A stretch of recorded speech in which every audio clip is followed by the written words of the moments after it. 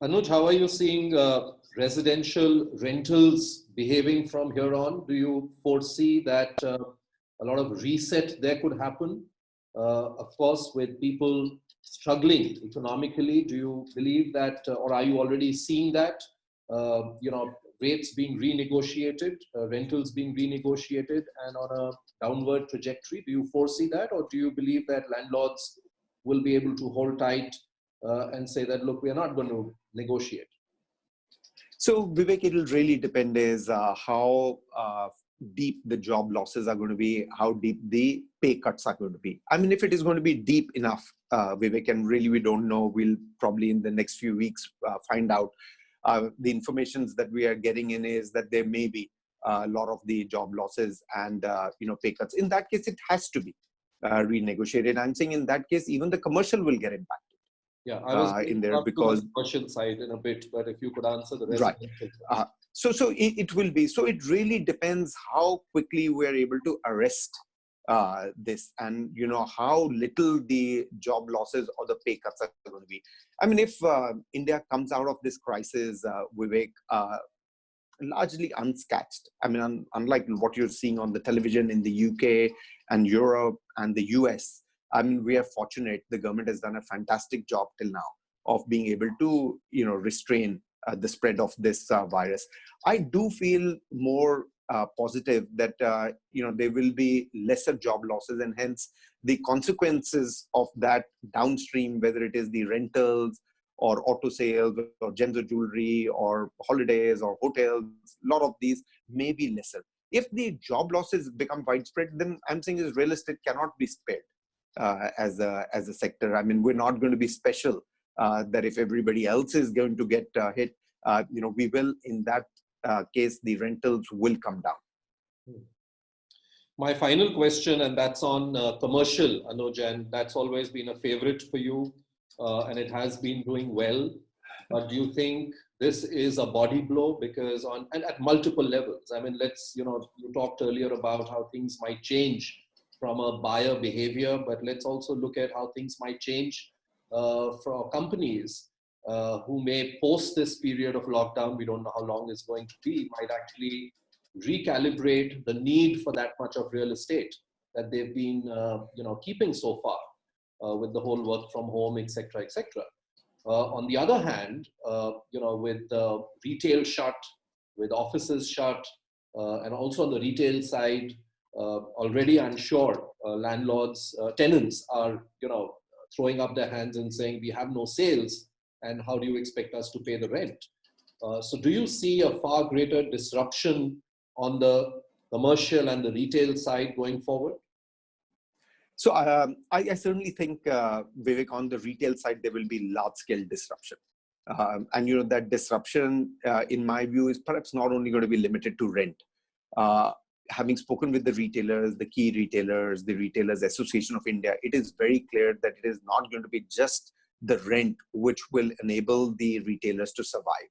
I think this is now going to be finance ministry. This is going to be the central government, the RBI, who will need to restructure many of these loans. It will need to be state governments who will really need to chip in. So clearly, I think retail, to my mind, is the worst hit in this. And the reason I say is, Vivek, it was the first segment that got closed. Malls were the first one that got closed. Perhaps are going to be the last ones that will open up.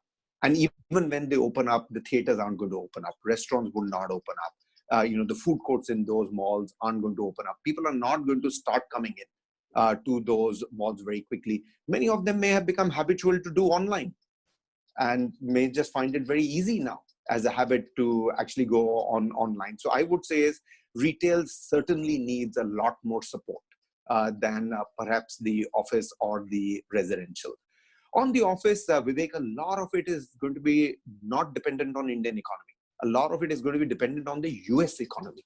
Because, many years, US corporates have been the larger occupiers of space in India than the Indian corporates. So how does the US economy come out of it? And, I go back to 2008 and I draw parallels from there. It was severely hit at that time. The commercial sector was severely hit because the US economy went through a deep, crisis. If the US economy is going to do a V-shaped recovery, then perhaps we'll not see it. If it is going to be a prolonged U-shape, then we will see. And the impact of that, Vivek, really comes in 6 months' time. It'll not come tomorrow morning. And the reason for that is they first look at their home country, what's happening in there. Then they look at their clients. Then they look at their revenues. Then they look at consolidation of space in the home country. Then they look at outsourcing countries in there. And, that journey is about a 6-month journey. So I would say is, the verdict is not yet out on that, unlike retail, where I know for sure that it needs a huge amount of help. And really the retailers are saying openly, we need help to be able to, sustain this period. I think on the offices, the verdict will really come out over the next quarter or so, once we know how much damage the US economy or how much beating the US economy has taken through this virus. One final question, Anuj, before I let you go. I mean, I've known you for almost 2 decades. You're by nature a positive person and you sound positive even right now. But is that the sentiment from the real estate community? You probably know everyone out there. And when you speak to them, are they as positive as you are? Because the feeling one gets is this could get really, really bad. So Vivek, it's easy to become negative in these circumstances. It is. That was not my question. My question was, do they sound as positive as you do? I think the leadership in that group is positive.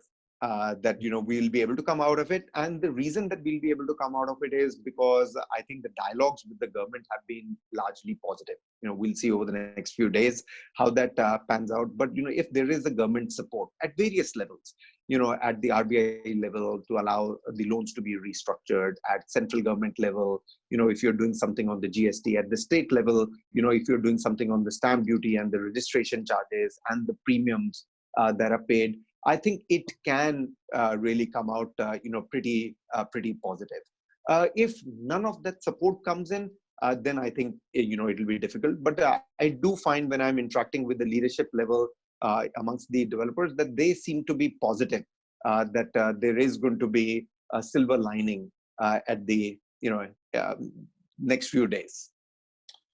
Let's hope for that, Anuj, because real estate is the second largest employer as a sector, and there are so many lives, millions of lives dependent on this sector. Of course, we are talking from investors' point of view, but there are people out there whose daily life, their living has been affected because of the standstill that the sector has come to. And let's hope that the positivity that you bring to the table works for all of us and the sector is back up and running before we know it. Thanks very much, Anuj, for joining me and wish you all the very best.